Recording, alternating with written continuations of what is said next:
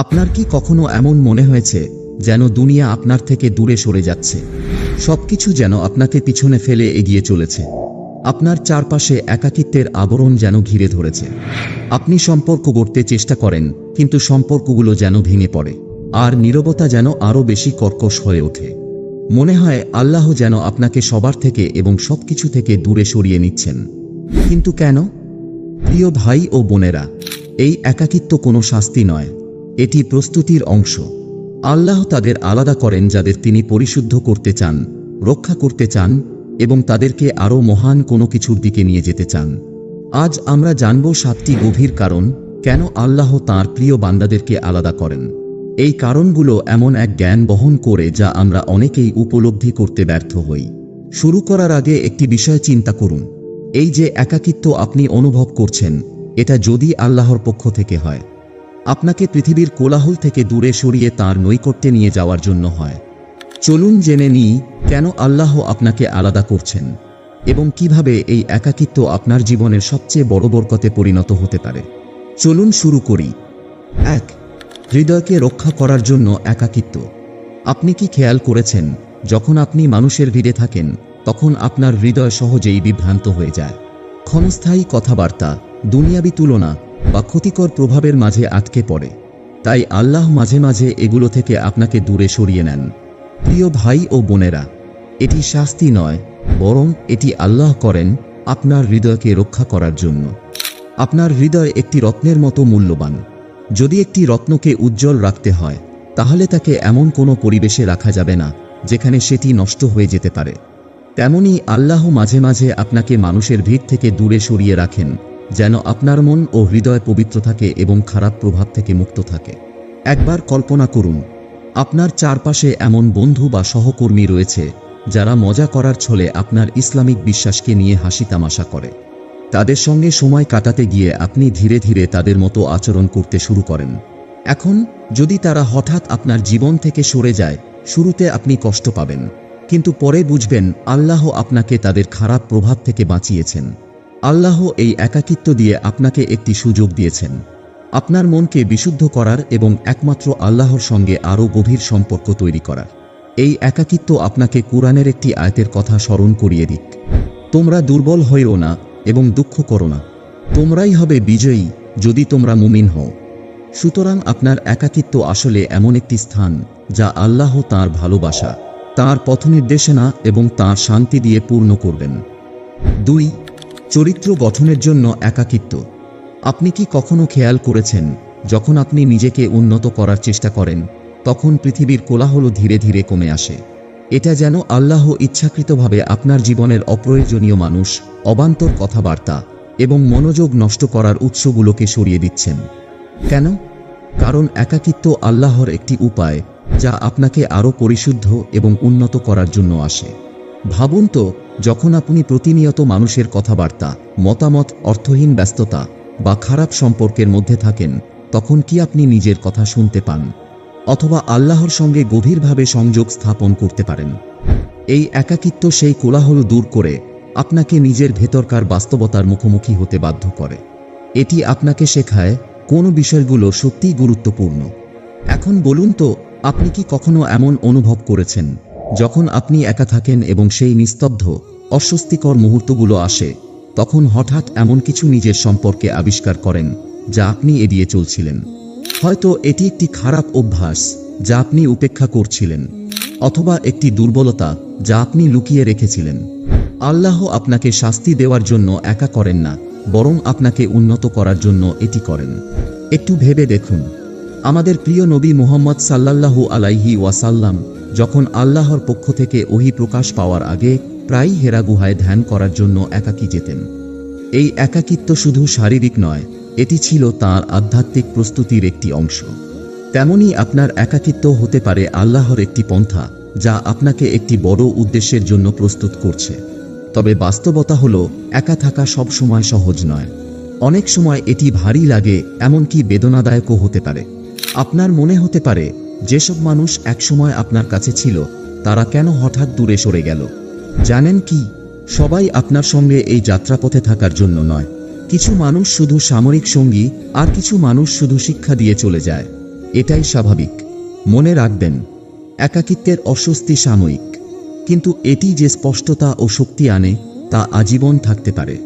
এই নীরবতায় আপনি শেখেন কেবল আল্লাহর উপর নির্ভর করতে। মানুষের গ্রহণযোগ্যতা নয়, বরং স্রষ্টার সঙ্গে আপনার সম্পর্কই আপনার প্রকৃত মূল্য নির্ধারণ করে।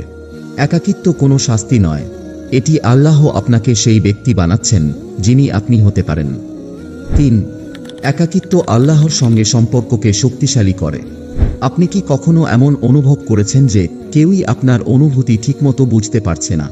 আপনার কষ্টের কথা যখন অন্যদের বলতে চান, তখন তাদের প্রতিক্রিয়া যেন আপনার সঙ্গে মিলছে না। এই অনুভূতি কিন্তু হঠাৎ আসেনি, এটি আল্লাহর পক্ষ থেকে একটি বিশেষ আমন্ত্রণ। যখন আল্লাহ আপনাকে একা করেন, তখন এটি তাঁর দিকে আরও বেশি টেনে নেওয়ার একটি উপায়। ভেবে দেখুন, যখন জীবন সহজ এবং সুন্দরভাবে চলছে, তখন আমরা সাধারণত বন্ধু, পরিবার বা বস্তুগত স্বাচ্ছন্দ্যের ওপর নির্ভর করি। কিন্তু যখন আপনি একা থাকেন, সেই সব ভরসার খুঁটিগুলো সরিয়ে দেওয়া হয়।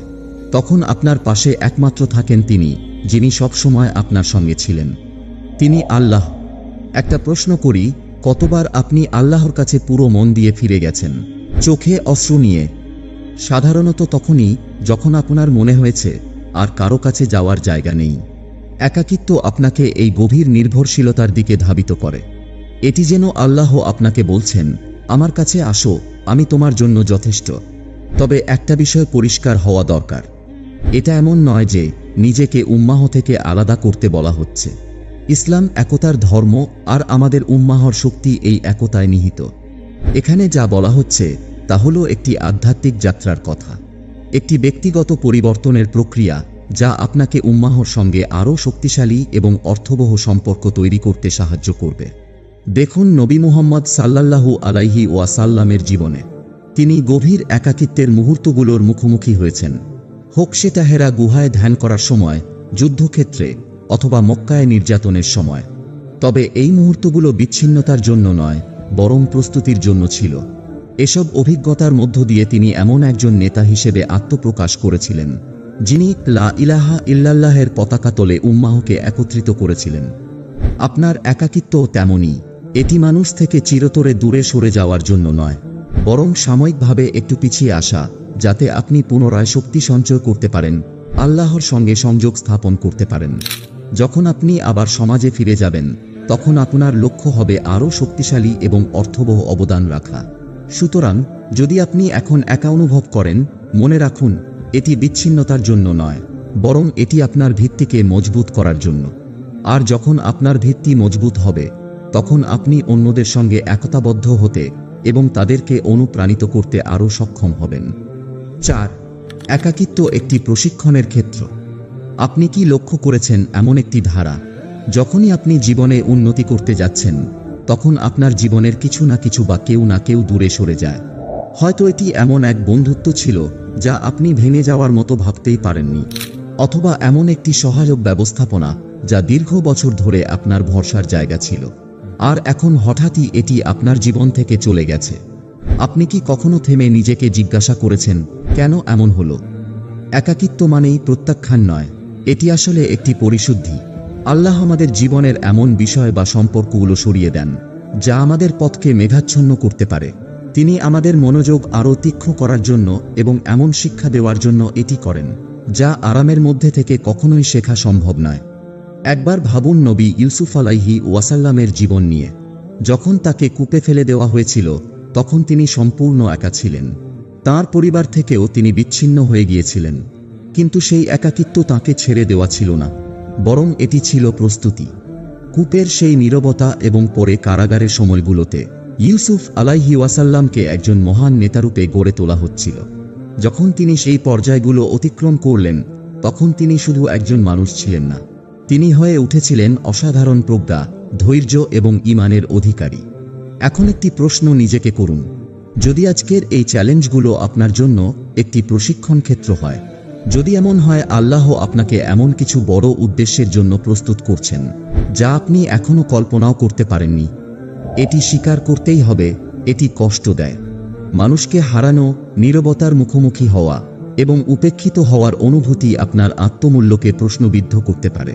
কিন্তু মনে রাখুন, হীরাকে তৈরির জন্য চাপে রাখা হয়, আর সবচেয়ে ভালো তরবারি আগুনে গড়ে ওঠে। এই একাকিত্বের মধ্যে আপনার যে সংগ্রামগুলো হচ্ছে, এগুলোই আল্লাহর সেই উপকরণ যার মাধ্যমে তিনি আপনাকে আপনার সর্বোত্তম রূপে পরিণত করছেন। তাড়াহুড়ো করে এই নীরবতা পূরণের চেষ্টা করবেন না।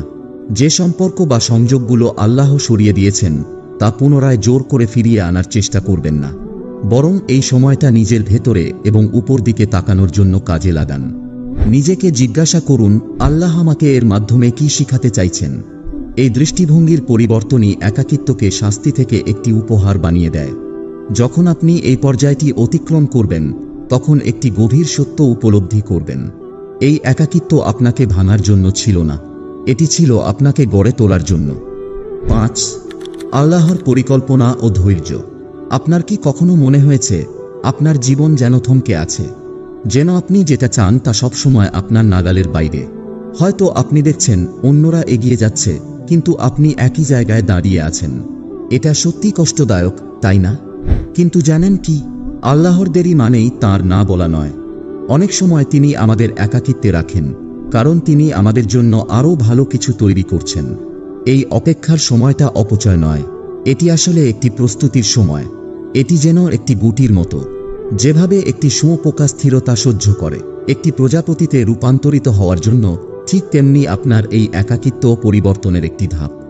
নবী মুসা আলাইহি ওয়াসাল্লাম এই অভিজ্ঞতা লাভ করেছিলেন। তাকে তার জাতিকে নেতৃত্ব দেওয়ার জন্য আহ্বান করার আগে তিনি বহু বছর মিশরের বাইরে ছিলেন। তাকে মরুভূমিতে ভেড়া চড়াতে হয়েছিল। এটা হয়তো তখনকার লোকদের কাছে পিছিয়ে যাওয়া মনে হয়েছিল, কিন্তু আসলে এটি ছিল আল্লাহর পরিকল্পিত প্রস্তুতি। তিনি তাকে নেতা হওয়ার জন্য তৈরি করছিলেন। এখন নিজেকে একটি প্রশ্ন করুন, যদি আপনার এই অপেক্ষার সময়ই হয় আল্লাহর আপনার জীবনে কাজ করার প্রধান সময়, যদি এই সময়টি হয় আপনার ঈমান বাড়ানোর জন্য, আপনার দক্ষতাগুলো আরও ভালো করার জন্য, আর সেই সমস্ত জিনিস ছেড়ে দেওয়ার জন্য যেগুলো আপনাকে আটকে রেখেছে। ধৈর্য মানে হাত গুটিয়ে বসে থাকা নয়, এটি আল্লাহর সময়ের উপর বিশ্বাস রাখা। এই সময়টি এমনভাবে কাজে লাগান যাতে আপনি মানসিক, আধ্যাত্মিক এবং আবেগগত দিক থেকে নিজেকে আরও শক্তিশালী করে তুলতে পারেন। যখন আল্লাহর সেই মুহূর্ত আসবে, আপনি যেন প্রস্তুত থাকেন তাঁর পরিকল্পনায় অংশ নিতে। মনে রাখবেন, আল্লাহ সব কিছুর সঠিক সময় জানেন। যা এখন আপনার কাছে বিলম্ব মনে হচ্ছে, তা তাঁর বড় পরিকল্পনার অংশ। এই থেমে থাকা কোনো শাস্তি নয়, এটি আপনাকে প্রস্তুত করার জন্য। 6. একাকিত্ব আপনার উদ্দেশ্যকে শুদ্ধ করে। কখনো কখনো একা থাকা অসহনীয় মনে হতে পারে। সেই নীরবতা, সেই একাকিত্ব, এগুলো আপনাকে সবকিছু নিয়ে প্রশ্ন করতে বাধ্য করতে পারে। কিন্তু এর মধ্যে লুকিয়ে আছে একটি সত্য। একাকিত্ব হলো সেই স্থান যেখানে আপনার উদ্দেশ্য শুদ্ধ হয়। যখন আপনি মানুষের ভিড়ে থাকেন, তাদের মতামত, বিচার এবং প্রত্যাশা আপনার হৃদয়কে বিভ্রান্ত করতে পারে। আপনি হয়তো অজান্তেই তাদের সন্তুষ্ট করার জন্য কাজ করতে শুরু করেন। কিন্তু যখন আল্লাহ আপনাকে এই কোলাহল থেকে দূরে সরিয়ে নেন, তখন এটি একটি দাওয়াত, নিজের সঙ্গে সময় কাটানোর, নিজেকে প্রশ্ন করার, আমি এটা কার জন্য করছি? মানুষের জন্য নাকি শুধু আল্লাহর জন্য? নবী ইব্রাহিম আলাইহি ওয়াসাল্লাম এর উদাহরণ নিন।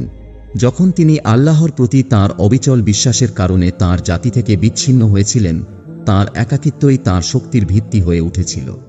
তিনি তাঁর সম্প্রদায়কে খুশি করার বিষয়ে চিন্তিত ছিলেন না, তিনি শুধু আল্লাহর সন্তুষ্টি অর্জনের প্রতি মনোযোগী ছিলেন। তাঁর একাকিত্ব কোনো শাস্তি ছিল না, বরং এটি ছিল একটি উপহার যা তাঁর ঈমানকে উজ্জ্বলভাবে প্রকাশ করেছিল। আপনার ক্ষেত্রেও কি এটি একই নয়? একবার ভাবুন, কতবার আপনি এই দুনিয়ার প্রত্যাশা পূরণের চেষ্টায় জড়িয়ে পড়েন, কতবার আপনি অন্যের মতামতকে আপনার আত্মমূল্যের নির্দেশক বানিয়ে ফেলেন। একাকিত্বে আল্লাহ আপনাকে এই ফাঁদ থেকে মুক্তি পাওয়ার সুযোগ দেন। একটি ভাবনা চিন্তা করুন, যদি কেউ আপনাকে না দেখত, তবুও কি আপনি একই নিষ্ঠার সঙ্গে নামাজ পড়তেন? তবুও কি আপনি দান খয়রাত করতেন? তবুও কি আপনি নিজেকে উন্নত করার চেষ্টা করতেন? একাকিত্ব আপনার আসল উদ্দেশ্যকে প্রকাশ করে। এটি বিভ্রান্তি দূর করে এবং আপনাকে আপনার আন্তরিকতার মুখোমুখি দাঁড় করায়। তাই পরের বার যখন আপনি নিজেকে একা অনুভব করবেন, এটি মনে রাখুন, আল্লাহ আপনার হৃদয়কে পরিশুদ্ধ করছেন। তিনি আপনাকে প্রস্তুত করছেন তাঁর সন্তুষ্টির জন্য, নিঃস্বার্থভাবে কাজ করার জন্য, মানুষের প্রশংসার জন্য নয়। এবং এখানেই প্রকৃত শক্তি নিহিত। 7. একাকিত্ব আপনাকে আপনার অনন্য দায়িত্বের জন্য প্রস্তুত করে। যখন আল্লাহ আপনাকে একা করেন, এটি কোনো উদ্দেশ্য ছাড়াই নয়। তিনি আপনাকে এমন একটি মিশনের জন্য প্রস্তুত করছেন যা কেবলমাত্র আপনি পূরণ করতে পারবেন। সেই নীরবতা, সেই একাকিত্ব, এগুলো তাঁর পরিকল্পনার অংশ। এগুলো এমন অসাধারণ গুণ তৈরি করার উপায় যা আপনার মধ্যে লুকিয়ে আছে। নবী ইউসুফ আলাইহি ওয়াসাল্লামের কথা নিয়ে চিন্তা করুন। তাঁর ভাইয়েরা তাঁকে একটি কুয়োতে ফেলে দেয়, তাকে দাস হিসেবে বিক্রি করা হয় এবং অন্যায়ভাবে কারাগারে পাঠানো হয়। তাঁর এই একাকিত্ব কোনো কাকতালীয় ঘটনা ছিল না। প্রত্যেকটি নিঃসঙ্গ মুহূর্ত তাঁকে এমন একজন নেতা হিসেবে গড়ে তুলেছিল যিনি জাতিকে দুর্ভিক্ষ থেকে রক্ষা করেছিলেন। তাঁর দুনিয়া থেকে দূরে থাকার সময় কোনো অভিশাপ ছিল না, বরং এটি ছিল তাঁর ভাগ্যের জন্য প্রশিক্ষণ। আর আপনার কথা ভাবুন, আপনার কি কখনো মনে হয় যে আপনার পথটি সবার চেয়ে আলাদা? এটি এতটাই কঠিন যে তা সহ্য করা প্রায় অসম্ভব। যে কেউই আপনার কষ্ট বোঝে না। এটার কারণ আপনার যাত্রা অনন্য। আল্লাহ আপনাকে ভেঙে দেওয়ার জন্য একা করছেন না, তিনি আপনাকে প্রস্তুত করছেন এমন একটি ভূমিকার জন্য যা অন্য কেউ পূরণ করতে পারবে না। হয়তো আপনাকে শক্তিশালী করা হচ্ছে আপনার পরিবারের জন্য একটি নির্ভরযোগ্য ভিত্তি হতে, অথবা হয়তো আপনাকে প্রস্তুত করা হচ্ছে আপনার সম্প্রদায়ের জন্য পথ নির্দেশনা হতে। এই পৃথিবীর এমন মানুষদের প্রয়োজন যারা কঠিন পরীক্ষার মধ্য দিয়ে গিয়েছেন, যারা একাকিত্ব সহ্য করেছেন এবং শেষে আরও শক্তিশালী হয়ে ফিরে এসেছেন।